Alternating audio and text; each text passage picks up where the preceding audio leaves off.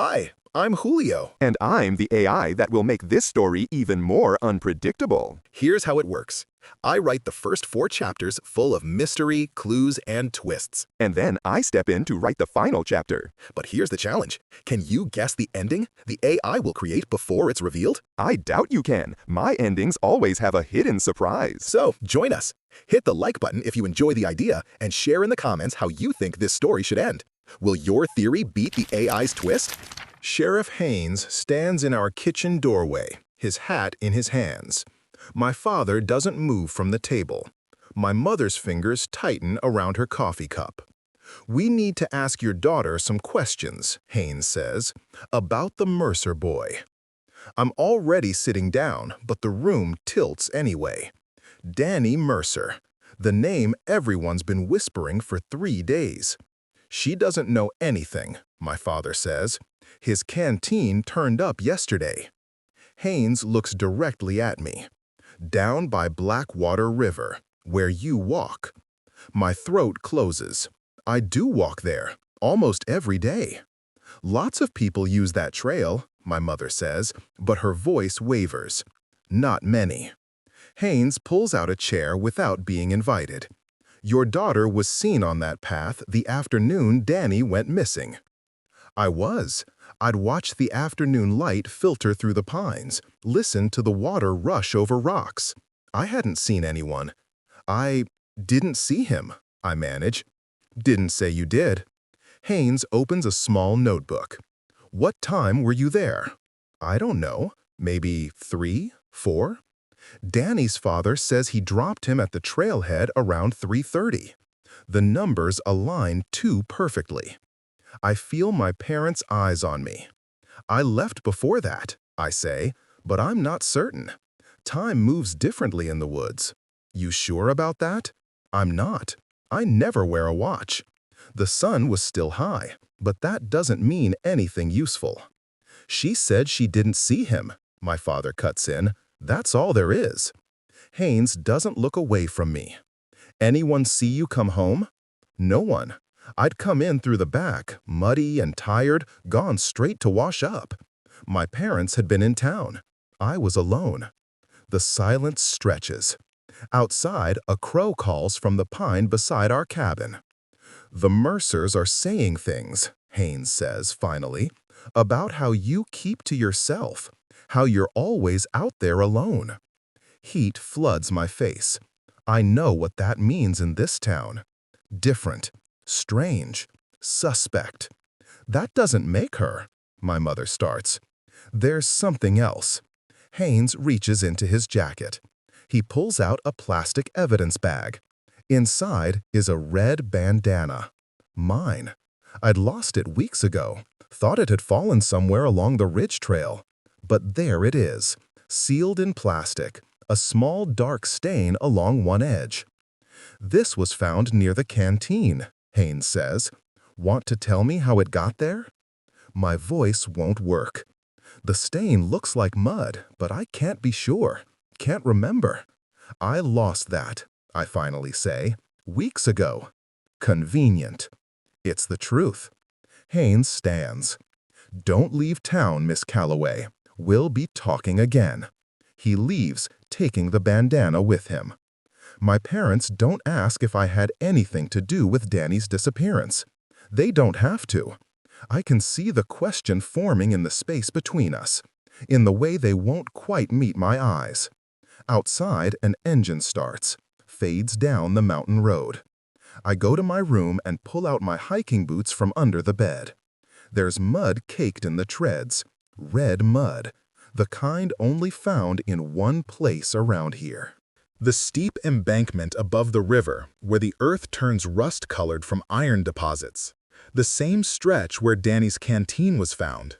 I stare at the boots, trying to remember. That afternoon comes back in fragments. Trees, water, stone. But there's a gap, a blank space in the middle I can't fill. And I can't remember if I was ever near that embankment at all. I wait until my parents sleep. The clock reads 2:17 when I slip out the back door, boots in hand. The moon is 3/4 full, enough to see by once my eyes adjust. I need to remember. I need to know if I was really at that embankment. The trail begins a quarter-mile from our cabin. I know every root, every loose stone. Even in darkness, my feet find the way. The forest at night is never silent. Owls call. Something small rustles through underbrush. My breath fogs in the October cold. I reach the fork where the main path splits. Left goes to the ridge where I usually walk. Right descends toward Blackwater River, toward the red embankment. I turn right. The descent is steep, treacherous in darkness. I use saplings to steady myself, testing each foothold. This isn't a trail I take often. The ground here is unstable, prone to slides after rain. We had rain 4 days ago, the day before Danny disappeared. At the bottom, the river sounds closer, angrier. I click on my flashlight, keeping the beam low. The embankment rises to my left, 15 feet of rust-colored earth carved out by spring floods. Exposed roots dangle like nerves. At the base, rocks jut from the current, slick and black. I scan the ground with my light. There, a depression in the soft earth near the water's edge. Recent. The edges are still sharp, not yet smoothed by weather. Someone stood here. But the print is too large for my boot. A man's size, maybe size 11 or 12. Danny wore size 10. I know because I heard his mother mention it at the store once, complaining about how fast he grew. I crouch, examining the area. More prints, scattered and chaotic. 2 different treads. A struggle? No, just overlapping paths. One person walking back and forth, agitated maybe, searching for something, or hiding something. My flashlight catches a glint between 2 rocks. I reach carefully, the water soaking my sleeve to the elbow. Cold bites through the fabric. My fingers close on metal. A compass. Old-style brass, the kind serious hunters carry. Engraved on the back. D.M. Danny Michael Mercer.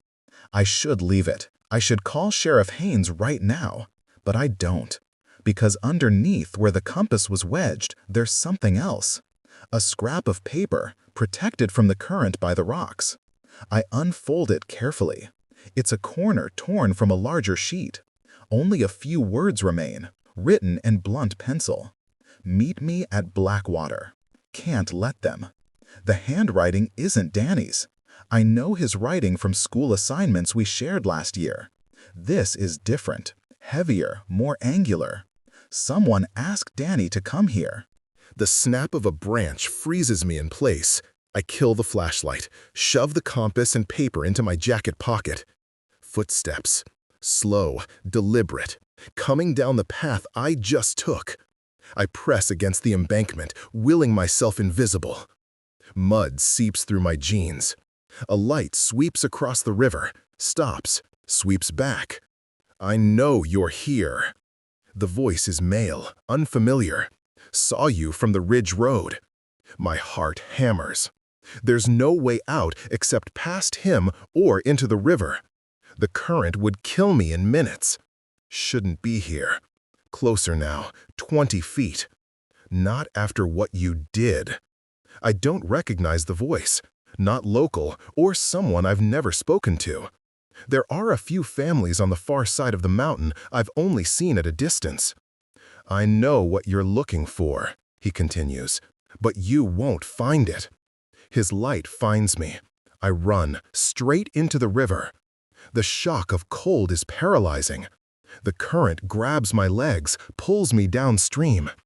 I fight for rocks, for anything solid, but everything is slick. I go under. Water fills my mouth, my nose. I claw upward, break surface, gasp. Behind me, I hear splashing.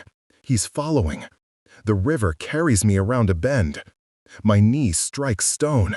Pain explodes, but I grab hold, haul myself onto a flat rock in mid-current. His light searches the bank. He hasn't seen me yet. I stay low, shivering violently. The rock is barely large enough for my body.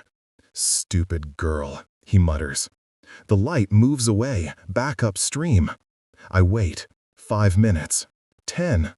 When I'm sure he's gone, I wade to the opposite shore, careful to stay in shadows. The woods here are denser, older growth. I don't know these paths as well, but I know the general direction.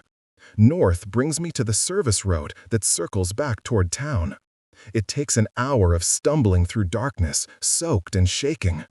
When I finally reach the road, dawn is breaking gray between the trees. A truck is parked on the shoulder. Not empty. Danny Mercer sits in the driver's seat, engine running, staring straight ahead through the windshield. Alive. I freeze at the tree line. He doesn't see me, doesn't move, just sits there, hands on the wheel, as smoke rises from the exhaust into the morning air. Then he reaches for the gear shift, and I see his face clearly in the growing light. It's Danny, but wrong. His jaw is tight, his eyes fixed and hollow. He looks like someone who hasn't slept in days. He looks terrified. The truck lurches into gear, drives away, heading deeper into the mountains, away from town, away from the search parties looking for him. I stand in the trees, water dripping from my clothes, the compass heavy in my pocket. Danny Mercer isn't missing. He's running. I make it home before my parents wake. Strip in the bathroom, hide the soaked clothes in the bottom of my hamper. The compass and note go under my mattress. My hands won't stop shaking. Danny is alive. Danny is running. And someone wants everyone to think I hurt him. I don't go to school. My mother accepts my lie about feeling sick without much resistance. The truth is in her eyes anyway. She's relieved I'm staying home, away from questions, away from the Mercers, away from blame. I spend the morning replaying everything. The note fragment, the chase, Danny's hollow stare. Someone orchestrated this, set him up to disappear, planted my bandana, made sure I'd be the obvious suspect. But why? At noon, Sheriff Haynes returns. This time he's not alone. Deputy Rawlings stands behind him, hand resting on his belt. Ready. "Need you to come with us," Haynes says. "Few more questions." My father steps between us. "Are you arresting her?" "Not yet, but the Mercers are pushing hard. Found more evidence this morning." My stomach drops. "What evidence?" Haynes studies me. Pieces of Danny's hunting jacket, torn up, hidden under brush near that embankment. Same spot as your bandana. I think of the man last night. His voice. I know what you're looking for. He planted more evidence. While I was there. I didn't. I start. "Save it for the station," Rawlings cuts in. His tone says he's already decided. My mother makes a sound, half sob, half protest. "I'll follow in my truck," my father says. She's not going alone. The drive takes 40 minutes. I sit in the back of the cruiser, separated by steel mesh, like a criminal. The station is really just a converted house at the edge of town. 3 rooms, 2 holding cells that have never been used for anything but storage. Until maybe today. Haynes sits me in the main office. Metal desk, filing cabinets, fluorescent lights that buzz. A mirror on one wall that's obviously two-way glass. "Tell me again about that afternoon," he says. I repeat what I told him before. Walking the trail, coming home, not seeing Danny. "What about recently?" Haynes leans back. "You two have any contact?" "No, we don't talk." "But you knew him?" "Same school last year." "Barely." "Danny was popular, loud, always surrounded by friends. I was invisible. We existed in different worlds." "His mother says you stared at him sometimes, made her uncomfortable." Heat floods my face. "I didn't." "Says you followed him once, from the store to the gas station. We were both going the same direction." "I wasn't." "Were you angry he never noticed you?" The question lands like a punch. "No." "Jealous, maybe? Of his friends, his life?" "No." "Then why were you always out there alone? What were you doing in those woods?" "Nothing. Just walking. Just walking." Haynes writes something. "Funny how your 'just walking' keeps putting you at crime scenes." I want to tell him about Danny. about seeing him this morning, alive and terrified, about the compass and note in my pocket. But something stops me. If I tell him Danny's alive, running, hiding, he'll ask why I didn't report it immediately, why I kept evidence, why I went to that embankment in the middle of the night. And I don't have good answers, not ones that won't make everything worse. My client isn't answering any more questions, my father says from the doorway. When did he get there? How long has he been listening? Haynes sighs. She's not officially a suspect yet, Mr. Calloway, just trying to establish facts. Then we're done establishing. In the truck, my father doesn't speak for 10 miles. Then, did you do something? The question cuts deeper than Haynes's interrogation. No. Then why are you lying? I turn to him. I'm not. I know you, kid. You're holding something back. His hands tighten on the wheel. If you know something about Danny, you need to tell them. Hiding it makes you look guilty. But I can't. Not until I understand why Danny's running. Not until I know who's setting me up. We pass the turnoff to the Mercer place. 3 trucks are parked in their drive. Search party volunteers, probably. Or family coming together. I spot Danny's father on the porch. Tall, heavy-shouldered, holding what looks like a rifle. He sees our truck, sees me. He raises the rifle, not quite pointing it, just holding it, making his position clear. My father accelerates. Jesus Christ, he mutters, this is getting out of hand. That night, I sneak out again. I need to find Danny, need to make him tell me what's happening. The service road where I saw him winds north for 12 miles, eventually connecting to the highway. But there are offshoots, old logging roads, abandoned hunting camps. I take my father's truck, keys stolen from the kitchen counter, drive with headlights off until I'm far from the cabin. The road is worse than I remember. Washboard gravel, potholes deep enough to break an axle. I crawl along at 15 miles per hour. I almost miss the turnoff. Fresh tire tracks leading into the trees. Recent, probably today's. I park and follow on foot. A quarter-mile in, I smell smoke. The hunting camp is small. 1 cabin, barely standing. Gaps in the walls, roof sagging. But there's light inside, flickering. A campfire or lantern. I approach from the side, staying in shadow. Through a gap in the boards, I see him, Danny, sitting on the floor, back against the wall. His face is bruised, fresh injuries, not days old. Someone hurt him today. He's not alone. A man stands near the fire, turned away, but I recognize the voice immediately. You stay here. You don't go anywhere. Understand? Danny nods, defeated. They need to believe you're dead or missing. Doesn't matter which. What matters is you don't surface until this is handled. My parents, Danny starts. Your parents are the problem.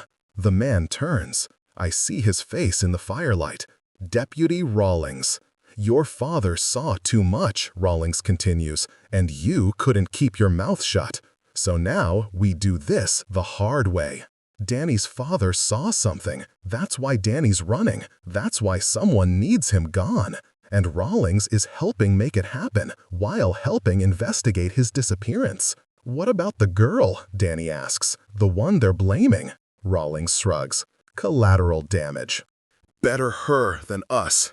My breath catches. Too loud. Rawlings' head snaps toward the wall. Toward me. I run.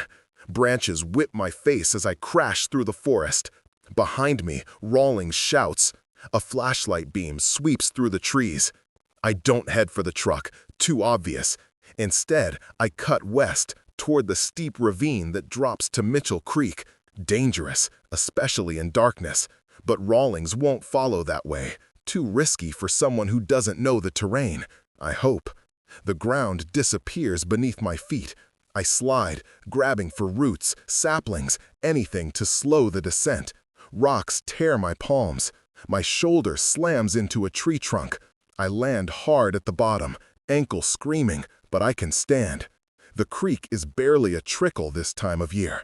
I wade in, following it downstream. Water hides my tracks, muffles sound. After 20 minutes, I risk stopping. Crouch behind a fallen log, listening. Nothing. No pursuit. Rawlings must have given up, or gone back to move Danny. Either way, I have hours at most before they realize I know everything. I need leverage, proof, something I can take to someone who isn't corrupt. But who? If Rawlings is involved, who else might be? Sheriff Haynes seemed genuine, but he also seemed ready to arrest me. I need to know what Danny's father saw. The Mercer house is dark when I arrive, just after 3 a.m. I leave the truck a quarter-mile away, approach on foot. The search party vehicles are gone. Just Mr. Mercer's pickup in the drive. A single light burns in an upstairs window. I throw a pebble. Wait, throw another. The window opens. Mr. Mercer looks out, rifle already in his hands. Then he sees me. "The hell are you doing here?" He doesn't shout. His voice is low, dangerous. I know where Danny is. He goes still. "You hurt my boy." He's alive. Rawlings has him at the old Keller hunting camp. But Danny's in danger because of something you saw. I need to know what it was. You're lying. Your son told Rawlings that you saw too much. That's why Danny had to disappear. They're using him to keep you quiet. The rifle lowers slightly. How do you know this? I was there an hour ago. Please, I'm being framed for something I didn't do, and your son is being held by a cop. We're both in danger. He stares at me for a long moment. Then, back door, 2 minutes. Inside, the house smells like coffee and stress. Photos of Danny line the walls. School pictures, hunting trips, a kid growing up in frames. Mr. Mercer pours coffee with shaking hands. Doesn't offer me any. 3 weeks ago, he says finally, I was checking my trap lines up near Razor Ridge. Heard engines, helicopters, plural. Razor Ridge is military land, off limits, heavily posted. I got curious. Stupid, but there you go. He drinks. Found a clearing. Big operation. Trucks, equipment, men in hazmat suits. They were burying something. Drums, industrial-sized, dozens of them. My throat tightens. What was in them? Don't know. But one was cracked, leaking. The ground around it was dead. Like everything just withered. Chemical waste. Illegal dumping on federal land. I took pictures, he continues. Figured I'd report it. But before I could, Rawlings shows up at my door. Says he heard I was trespassing on government property. Says it would be a shame if something happened because I was where I shouldn't be. He threatened you. Didn't have to say it directly. Message was clear. Forget what I saw or face consequences. Mr. Mercer's jaw clenches. Then Danny goes missing. And I know they took him to keep me quiet. Why not just tell Sheriff Haynes? Because I don't know who else is involved. Rawlings isn't smart enough to run something like this. He's taking orders. Could be Haynes. Could be higher up. Could be federal. The scope of it settles over me like ice water. This isn't just about Danny. It's about covering up environmental crimes on a massive scale. And I'm the perfect scapegoat. A weird, isolated girl with no alibi and convenient evidence against her. The pictures, I say. Do you still have them? He hesitates, then nods. Hidden, not here. I need them. It's the only way to prove what's happening, to get Danny back safely. If I give them to you and something happens, something's already happening. They have your son, and they're about to arrest me for his murder. I lean forward. We take this public. We expose what they're doing. They can't disappear both of us. Too much attention. He studies my face, looking for something. Trustworthiness, maybe? Or just desperation that matches his own. Storage unit, he says finally, in Breckenridge, under my brother's name, Unit 47. He writes an address on a napkin, adds a padlock combination.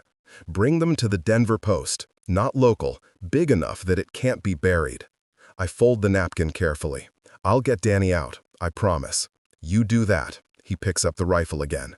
And if you're lying to me, if you hurt my boy, there's nowhere you can hide. I won't find you. I believe him. Dawn is breaking when I reach the truck. 2 hours to Breckenridge, maybe 3 on mountain roads. I'm halfway there when I see the roadblock. Sheriff Haynes. 2 state patrol cruisers. A search is being organized. They're looking for me. I reverse hard, tire spitting gravel. Swing into a logging road turnoff just as Haynes looks up. Did he see me? Can't tell. I kill the engine. Wait. 2 minutes pass. 5. A cruiser rolls past slowly. Doesn't stop. I wait 20 more minutes before starting the engine again. Take back roads, the kind that don't appear on maps. Longer route, but safer. The storage facility sits behind a gas station on the south edge of Breckenridge. Aging orange doors, combination locks. Nobody around. Unit 47 is near the back. The combination works. The door rolls up with a metallic shriek. Inside, hunting gear, camping equipment, boxes of old clothes, and a manila envelope taped to the underside of a tackle box lid. I open it with trembling fingers. Photographs. 24 of them, taken from a distance but clear enough. Men in hazmat suits, trucks with unmarked sides, drums being lowered into a pit, and in 3 of the photos, Deputy Rawlings directing the operation. I also find a telephoto shot of a truck door, on it, barely visible, a corporate logo, Vanguard Solutions. One more photo stops me cold, taken from farther back, showing the whole operation. And standing at the edge, watching, is Sheriff Haynes. My stomach drops. The whole department is compromised. Before I can process this, I hear vehicles, multiple engines, coming fast. I shove the photos inside my jacket and run for the truck. 3 cruisers block the exit. Haynes steps out, hand on his weapon. "We need to talk," he says, "now." Behind him, Rawlings emerges from a second cruiser. He's smiling. I glance between Haynes, Rawlings, and the only possible escape route, a narrow gap between storage units to my right. "Those pictures don't belong to you," Haynes says, his hand still resting on his holstered weapon. His voice is calm, reasonable, like we're having a normal conversation about a simple misunderstanding. "What's happening to Danny Mercer?" I ask, playing for time, calculating distances. Rawlings steps forward. "Funny how concerned you are now, after what you did to him." "Stop it," Haynes says sharply. "We're past that." He turns back to me. "The photos, please. Then we talk like civilized people." I back up slowly. "About how you're dumping toxic waste on federal land? How you kidnapped Danny to silence his father? That kind of civilized talk?" Haynes's expression hardens. "Things are more complicated than you understand." I understand enough. My back touches the cold metal of the unit behind me. "Vanguard Solutions is paying you to poison our mountains, our water." "Vanguard creates jobs," Rawlings cuts in. "Hundreds of them. The plant employs half the county." "And where exactly do you think industrial waste goes?" Haynes asks. "Magic disposal fairies don't make it disappear. Every factory, every plant, they all produce waste. The legal options cost millions. Would you rather see those jobs vanish?" The realization hits me. This isn't just about Razor Ridge. You've been doing this for years. Something flickers across Haynes's face. Confirmation. "We're the only thing keeping this county alive," he says. "You think it's a coincidence we haven't been gutted like every other mountain town? That people can still feed their families? By poisoning them? It's contained, controlled." He steps closer. "Now hand over those photos and let's discuss what happens next." I lunge sideways, sprinting for the gap between units. Rawlings reaches for me. I duck under his arm, but he catches my jacket. Fabric tears. I break free, but pictures spill from my pocket, scattering across the asphalt. I run. Behind me, boots pound, a shout. Then, "Stop or I'll shoot." I don't stop. I cut hard left at the end of the row, down another aisle of storage units. No gunshot follows. They won't risk it. Too public, too messy, but they're close behind. I reach the far corner of the facility. A chain-link fence blocks my path. 8 feet high, topped with barbed wire. No time to climb. I turn to face them, back pressed against the fence. Rawlings reaches me first, breathing hard. Bad choice. He pulls out handcuffs. Resisting arrest. Assaulting an officer. Looking worse for you by the minute. Haynes arrives a moment later. Enough theatrics. This ends now. A car horn blares from the entrance. All 3 of us turn. A truck skids to a stop at the front gate. Mr. Mercer steps out, rifle in hand. I told her if anything happened, I'd know who to find, he calls across the distance. Haynes's hand moves to his gun. I wouldn't, Mercer says. Not unless you want that dash cam footage going live. It's streaming right now, to my brother and 3 news stations. I see the small camera on Mercer's dashboard, the red light blinking. Haynes hesitates. You're bluffing. Test me. Mercer's voice is steel. Where's my son? Rawlings looks at Haynes, uncertain. I seize the moment. I saw Danny at the Keller hunting camp. Rawlings is keeping him there, making everyone think he's dead or missing, so you'll stay quiet about the dumping. That true? Mercer aims the rifle at Rawlings. Lower the weapon, Haynes orders, now. You first. For 3 seconds, no one moves.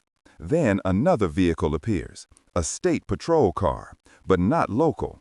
The insignia on the door reads Colorado Bureau of Investigation. A woman steps out, badge already displayed. Everyone freeze, weapons down. 2 more CBI agents emerge behind her. Haynes's shoulders slump, just slightly. He slowly raises his hands. Agent Chen, this is a misunderstanding. Is it? The agent approaches cautiously. Because we received an anonymous tip about illegal chemical dumping and police corruption, very detailed, included GPS coordinates. I think of Mr. Mercer's storage unit, of what else might have been in that envelope besides photos. Rawlings makes a sudden dash for his cruiser. An agent tackles him to the ground. Cuffs click. I found these, I tell Agent Chen, pointing to the scattered photos where Rawlings caught my jacket. They show Sheriff Haynes and Deputy Rawlings involved in illegal bumping operations for Vanguard Solutions. Chen signals to another agent, who begins collecting the photos. Danny Mercer is being held at the old Keller hunting camp, I continue. They kidnapped him to silence his father, who witnessed the dumping. That's absurd, Haynes protests, but his voice lacks conviction. We'll check it out, Chen says. She turns to Haynes. Sheriff, please surrender your weapon. 30 minutes later, I sit in the back of Agent Chen's car with Mr. Mercer. We're driving toward the Keller camp. How did the CBI know to come? I ask him. Those pictures weren't the only thing I kept in that envelope, he says. Had a friend at the EPA test soil samples from near the dump site. Results came back showing chemicals that would have required special disposal procedures, expensive ones. I mailed everything to the CBI last week, anonymous. But you still went looking for Danny yourself. Couldn't be sure they'd move fast enough. His eyes fix on the road ahead. And some things a father needs to do himself. A CBI tactical team is already approaching the cabin when we arrive. They won't let us come closer. Minutes pass in tense silence. Then movement at the cabin door. Danny emerges, escorted by agents. No visible injuries beyond the bruises I saw last night. Walking on his own. Mr. Mercer lurches forward. Protocol forgotten. An agent tries to stop him, but Chen waves them off. Father and son collide in an embrace that looks painful in its intensity. I stay back, watch them from a distance. Agent Chen approaches me. Found this. She holds up a plastic evidence bag. Inside is my red bandana. Rawlings planted it by the river. We found the same mud on his boots. He's talking now, making deals. What happens to Vanguard? Environmental Crimes Unit is getting warrants as we speak. Federal charges. This won't disappear. And the sheriff? Claims he was just protecting the town's economic interests. Says he didn't know about Danny. She shakes her head. Court will sort that out. But we found 3 more dump sites based on coordinates in the envelope. This has been going on for years. I think of our town, of water flowing from mountains through pipes into homes, of children drinking it. Will people be okay? Health-wise, I mean. We'll be testing everything, water, soil, air. Her face softened slightly. These chemicals bioaccumulate. There will be studies, probably lawsuits. It's going to be a long process. Danny sees me then, breaks from his father, approaches cautiously. "You found me," he says, voice rough from disuse or emotion. "Dad said you promised." I nod. "You look scared, in the truck that morning. Rawlings said they'd hurt my parents if I didn't disappear, make it look like an accident." His eyes drop. "Said if I ever came back, they'd frame me for your murder instead." I feel cold despite the morning sun. How neatly it was all arranged. Why me? For the frame-up, I mean. Danny looks uncomfortable. "Rawlings said you were perfect. No alibi, no witnesses, kept to yourself. Said no one would fight too hard for the weird girl who talks to trees." The assessment stings because it contains truth. I am that girl, the outsider. But I'm also the girl who saved him. "Your mom thinks I stared at you in school." He actually laughs. "You weren't staring at me. You were staring at my geology textbook. I saw you looking at the page about iron deposits and river formations. Figured you were just into rocks." I was. I am. The forests, the rocks, the water, they've always made more sense than people. Now they need protecting more than ever. 3 days later, I stand with my parents in our kitchen. The TV news drones in the background. More arrests, Vanguard executives, county officials. The EPA has declared a state of environmental emergency for our watershed. Our town is both dying and being reborn in the same moment. University of Colorado called, my father says, sliding an envelope across the table. They want you to consult on the environmental assessment. Said someone with your knowledge of the local topography would be invaluable. I stare at the envelope. Official letterhead. My name. "Agent Chen recommended you," my mother adds. "Said you noticed things others missed. The weird girl who talks to trees. Who notices iron deposits in mud. Who knows every trail, every stream." I open the envelope with steady hands. Outside, through the window, I can see the mountains. Our mountains. Still standing. Still breathing. Damaged, but not destroyed. Like all of us. I take the letter out, unfold it carefully.